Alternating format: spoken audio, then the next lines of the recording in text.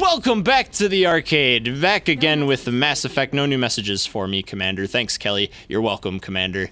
Let's just jump right into it. Last time we talked to a lot of people, so this time we're gonna let our guns do the talking. Last time we talked to a lot of people. This time we're gonna talk to no one. All right, let's no more talking. Time for action. Speaking of which, we could go explore the Normandy crash site, which is just a kind of walk around simulator. We could go do some rescue the convict. That's Jack. This one is Krogan. Help Zaid. That's his loyalty mission. I probably want to hold off on that. Firewalker is just those are DLC things where you fly around in his ship. I hate those. Or I could go to the Citadel and recruit the Master Thief. You're already 100% done with the Serpent Nebula. Which one? The Serpent Nebula. Yeah, oh, because it's just the Citadel. Yeah, it's just the Citadel, and you already know the Citadel. Yeah, and local cluster is Earth. Is our solar system. Yeah, so I would say I don't want to go there. I would say recruit the Master Thief because it literally takes like 30 seconds.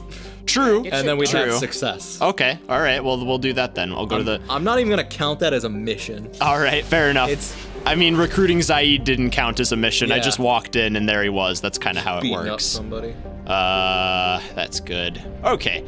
No, yeah, but if I'm on the Citadel, I might as well go talk to Anderson as well. So then don't do that. All right, we'll save that for later. We gotta do some shooting. Yes, it's time for action. So I'm with Dan. Recruit the Krogan. Yeah. Okay. Eagle Nebula. Eagle. You know, I saw a hawk the other day above work. It was just flying around. Not over your work. There was one in my backyard. There was one in my backyard before coming over for like D&D or something. Wait, seriously? One time, yeah. Whoa. I took a picture of it. It was crazy. It was huge. Iridium? No, I don't need that. There also used to be a hawk that hung out at around our house because we used to have a rabbit. And so we used to let our rabbit out on the deck. Yeah, and it just was like sitting there, and you could clearly tell that it was like, I'm totally gonna eat that thing. And did it? No, because we didn't let it out whenever it was around there. Oh, okay. Our rabbit did have a squirrel buddy apparently though. Huh. Oh, best friends. Yeah, it was really weird. But I was like, all right. Quotus. Oh, that's what I want to see. Yeah. Platinum. Love it. All right, shore up my numbers on there. Is palladium a real thing? Palladium is a real thing, I'm pretty sure. No way. I feel like it might be. Like it's... Yeah, it is. It's on the periodic table. Everything but element 0 is real. And I don't know, maybe we haven't... You can't prove that. True, right? So true. Mass Effect 2 is ahead of everything. I could, fuck it. I don't feel like looking up the periodic table. Okay, so Corliss is the last one. Here we go. Oh. All right, let's look at this. A garbage scow with a climate. Okay. It's a pretty shitty planet. Yeah. Is this the Krogan homeworld? No, it isn't. No. No, that's Tuchanka, which is an amazing name. I'm sorry, what's it called? Tuchanka. One more time? Tuchanka. Too chunky for me. Yeah, it's like chunky cornflakes. Ooh. You know, you get some milk in there and it's a disaster. I don't know about that. They become less crunchy. They do. But I need the milk. Here's a real conundrum for you. That is their conundrum. Why do you need the milk? I can't eat cereal without milk. Who should I bring? Unless it's like Frosted Flakes, in which I can eat that dry. Whoever can hurt people. Morden I like to bring along because he's involved with a lot of Krogan stuff. I need you to hurt people. Pick the nerd. And we haven't brought Garrus along yet. He has overload. Jacob might be more helpful though, because you're dealing with a lot of. You're probably gonna deal with a lot of armor. That's true. And he has incendiary ammo. He armor piercing ammo. Oh, well, no, he doesn't have it yet. That's his like last thing. Yeah. Although I guess yes. Is contested shot actually any good? It's a useful finisher when they're like shields and stuff are down because it knocks people over. Oh. So it's okay, and it works on biotic barriers, I believe. So that might be helpful. Plus, let's get Garrus in here. Let's bring him along. The Goon Squad. Yeah, get the Goon Squad in. The non-human squad. Except for me. We're a zombie. Hey, oh, true. Yeah, we are an all-inclusive squad here. I've got 2.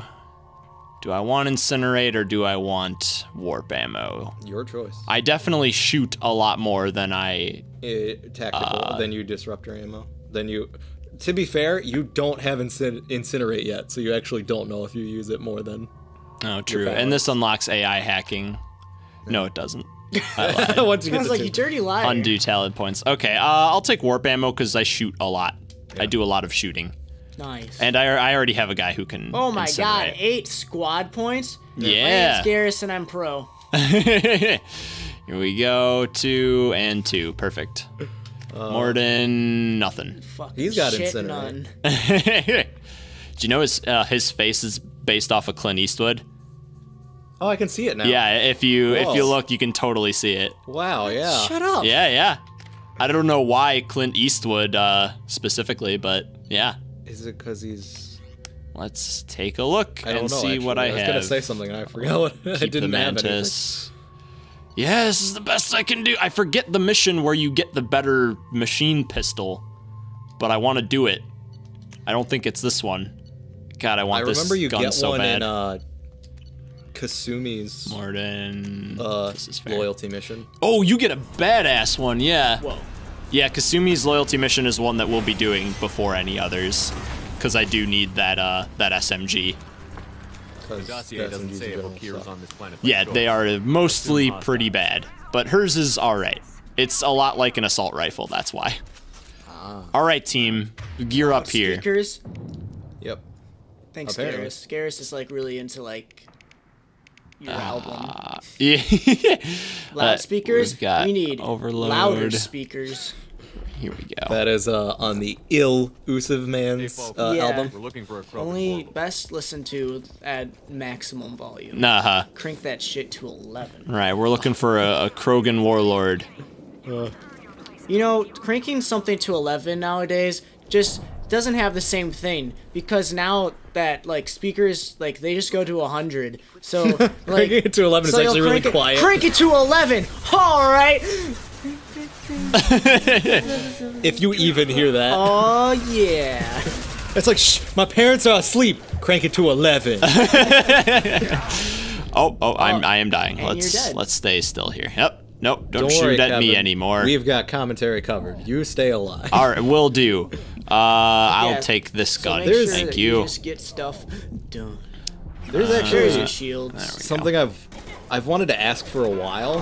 What are your thoughts on it? Is why everybody always makes in sci-fi, it seems like everybody always makes extraterrestrial life more advanced than humanity. Because Oh, yeah. I mean, just in general, like with this, I mean, they had all this shit before us, so I mean, I guess that would make sense. But Doesn't look that bad. just because He doesn't need to know that. I feel like, in my opinion, a lot of people who are very fascinated with sci-fi, and like me included, when I get really excited about sci-fi, I'm like, shit, we could just be there already if we got our act together. But we don't have our act together, so it takes humanity a bullshit-ass long time to get moving. So I think it's just more or less like when someone's making a sci-fi world, they're really fascinated with what's going on outside of it. So they're like, oh man, I bet they're always so far ahead. And also imagine how boring the fucking game would be as if, oh, we got this really expansive fucking sci-fi world, and every planet you go to is basically what real life is right now. There's no excitement and wonder in that. It's just like, yeah, they're basically Earth, and we can just visit the other Earth. Nothing really exciting happens there. So I don't know, for writing purposes, for excitement purposes, that's just usually how it goes, I guess. The one thing that I always find interesting is that humans, typically the thing that is associated with them when there's a bunch of different sort of sentient races is that humans are very diverse. Like other races seem more homogenized in ideologies and how they act and stuff, where it seems like the humans, their defining feature always seems to be diversity, which is kind of cool. Yeah. Also, it makes writing other races easier when it's like, oh, well, most of these guys all function the same way. Whereas humans, you pop up and, hey, maybe one of them's a saint, and hey, maybe one of them wants to steal your Pez and shove them up your butt, you know? I would never You never steal know. your Pez. Oh, thank you. I don't have any, so it would be difficult. I do have Pez dispensers, lots of them. No Pez though. Let me restate that. I would steal your Pez, but I wouldn't steal your Pez dispensers. That's wonderful. I can live with that. I would take your Pez out and throw them away because Pez are disgusting. Oh! But I was asking just I did that in the wrong order. I don't know. I've always... Gotcha. There was an interesting thing that I think I was like 9 or something, and I had asked my dad what he thought about aliens, and he told me his thought was, if aliens do exist, because he's a pastor, so he's really, you know, Christian. He was like, oh, well, we are probably the top of technology because we are created in God's image, kind of a thing. I mean, and I don't know why. I guess I was young enough that I was like, I've always found that fascinating from this point on, is just like, what if humanity is the top and there is other sentient life? And we find other races, and then we have, we're gonna be like, you know, the Solarians. Do we raise up the Krogan, make them strong, or would it be better to leave them alone? Or like in Star Trek, where the first contact for humanity to meet space is they somehow discover warp to go the speed of light, basically, and there was just a ship of Vulcans passing by, and they came down and were like, you are advanced enough now to meet us, kind of a thing. Yeah, and I like that that's kind of a consistent rule in a lot of sci-fi, is like, hey, if they're not at space level, leave them alone. Yeah, just let them adjust, which I think is super interesting, because I feel like in real life, if humanity came across another planet, if we were that far, we would just instantly interact and be like, what's going on here? Because we're so curious. Totally. I mean, that's what's happened in our own planet's history. Yeah. And it's most times turned out for the worse. More likely than not, they would do what they did then. Yeah, yeah. But I don't know. I find that interesting because... I think that because our galaxy isn't the oldest galaxy by science stand, like, so it's like, really? Oh no, I don't. I'm fairly certain that we're not the oldest galaxy. Probably. Because I feel like saying that there's no other life out there and saying that we as humans are the only thing in this entire universe is as stupid as saying that Earth is the center of our our galaxy universe when the sun is. I think it's just that stupid, because if there's older galaxies and worlds than ours, then who's to say that? I mean, there's a million factors that come into it, right? Like, what if they had just so many wars that they can't advance, but they're older than our planet, and it's like, okay, well, yeah, we would be more advanced than them, but what if they just, you know, like sci-fi rules usually, like Kevin said, oh, they're usually very homogenized, so, like, they don't really have to fight over differences because they're all the same, so they're just like, let's work forward and do whatever, and just expand, and, like, I'm like, yeah, okay, so it's totally possible, but, I mean... I think that I'm like a firm believer that we're not alone in the universe. Like, some comfortable distance to my chest. I think it's like, see something you like? I think it's going for the smooch. Oh, he likes the number 7 a lot. He's aroused by it. And 7. Yeah. 7 days. Enough to but yeah, I think it's totally possible there's planets very, very far away from ours in which they're possibly, like, more advanced than us, and then I also think that it's possible that we're not on the lower level of shit. I like to think that we're mid-tier species. Mid-tier? We're getting along, you know? Yeah. Things are working out. Man. The future's happening right now. We have self-driving cars becoming a thing, and that's awesome. That's so cool. Can you show me the Yeah, laboratory? that's true. I've also heard, it was a few years ago, though, that they were trying to work out how to make an airplane car. Airplane So it could switch between an airplane and a car. Oh, shit. Yeah. I know the rumor's been that there have been flying cars, but we just don't have, like, the laws in order to make them work, and then everyone has to get pilot's licenses and shit, and it's like, well, this is gonna take a while. Can you picture the DMV with, like, pilots? Well, think of it like this. This is crazy to think about. There's a chance that in the future, our kids won't have to learn how to drive. Yeah, That's yeah. crazy. We could be among the last generation to learn how to drive. We're the last generation to have VHSs be relevant, you know? Yeah, wow. It's like that's scary. That's crazy. And think about or sorry, go ahead. And musical CDs. Yeah, musical CDs, like everything is digital now. It's all easy, very easy access. Like kids growing up today, they just always had Netflix. Yeah. You know? It's oh fuck this. And I mean, ignore me. And I know for a fact that if like Netflix stays as good as it is, I'm not, when I have my own place, I'm not fucking getting cable. Yeah, it's like I have Netflix, and if anything else, I'll just go online and buy the episode of, and by this time Game of Thrones would be ended, but like as an example, I'd be like, I'm not gonna buy HBO, and I just need internet. Internet is more important than cable by far.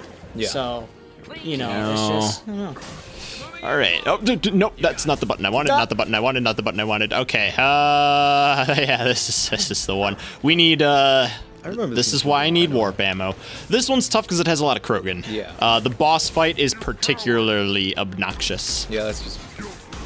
But we'll see if I can jank it like I've been doing for. Okay, he's got rockets. I do love talking about future talk because right now we have bendable batteries being made. What? That sounds That's crazy. nuts. You can take like a business card and bend it. That's how much you can bend the battery like that. Whoa. Wow. They're working on that right now. That's a lot of flexibility. That is crazy cool because that's basically gonna change the way like a lot of technology is gonna work. How slim it will be. Maybe that'll help towards like holographic stuff. But cooler than that is think of like AI.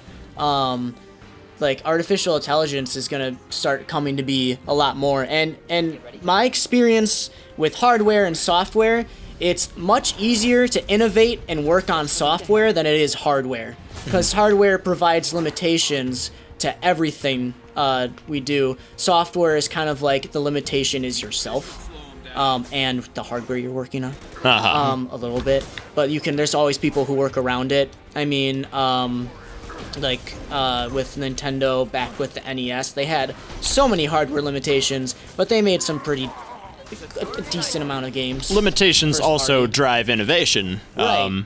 You know, it's like I have to work within these bounds, so how creative can I be? Right, and I love that. So, oh, that didn't do much. That was I want to get behind to this cover. But I think that hi, buddy. How was your day? The second that self-driving cars become affordable, I'm totally gonna get one. Like, and then the next thing is probably gonna be like AI, and then that's gonna like work into it. But just imagine, you're at work. Like for me, there's some nights I haven't done this in a while, but I'll work till like 2:30 a.m.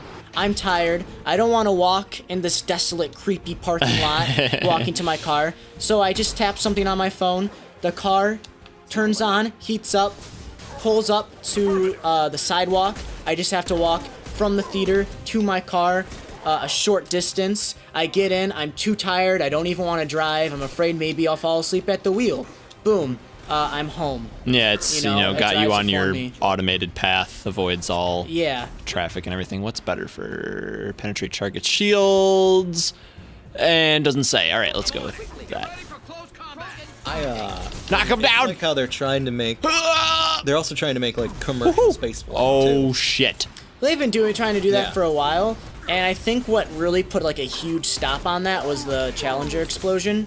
Because they put a fucking... They were just like, literally anyone can go to space, and then it exploded, and you're like, let's probably not for a while, guys. And that really put a stop on space exploration. And that's, a real bummer, but at the same time, there's so much like cool stuff we can have now. Like, hi, buddy. I mean, the coolest and innovative thing for our phones right now. And when you think about self-driving cars happening and bendable batteries and other possibilities with technology, this is really depressing. Wow, my phone is super slim, or on the side of it, it can tell the time. I don't fucking care. Like, that's like, if that's is like the big push in technology with our phones right now, I'm like, just who the hell? You're stupid, phone companies. Fucking make something. Upsetting. Make something new. Like you know, like actually new. Yeah.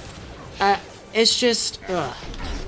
Yeah, and to as we're approaching the end of this battle and the end of this episode, I'll leave.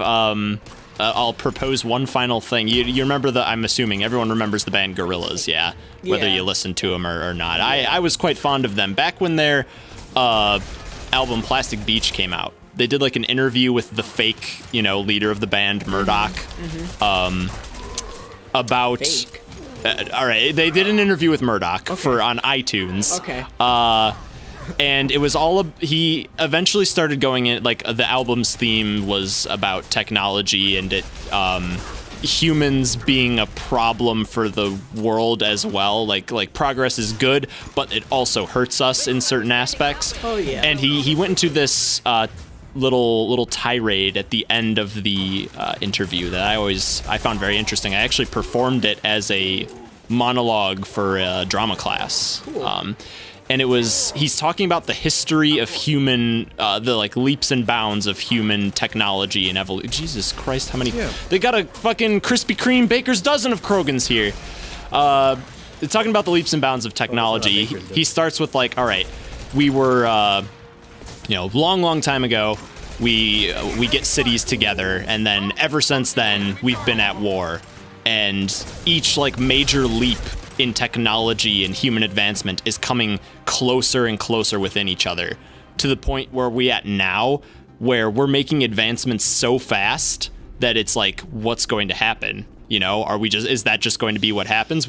Each year we get a new iPhone with a new crazy new advancement, or are we approaching a point where it's just all going to crash? And I always found that very interesting. Platinum! I'm gonna go ahead and burst a little bit of that bubble by saying every 2 years, I believe it is a law, I can't remember, at Mendel's law or something, technology gets twice as good every 2 Twice years. as good, yeah. So there's always an improvement in technology every 2 Well, we're years. talking major like advancements is what he was going for. Okay. Like we're talking like the advent of the internet, huge game changers, the invention of cities, the invention of nuclear weapons, that kind of thing. Oh gosh. Oh Jesus. Oh, he got marinaraed. Oh no. Man, oh no. Yummy. I remember a small amount of time before I had internet. Then I remember dial-up. Oh, yeah. Internet online, baby. And AOL. I remember just AOL the online. immense amount of patience I had, being like, yeah, this is just how it. I never questioned how slow it was. Yeah, it's like that's the way it is. Literally, I would pick up a book and read during that, and be like, okay, I'm about to hit the interwebs, gonna play some Club Penguin, and then.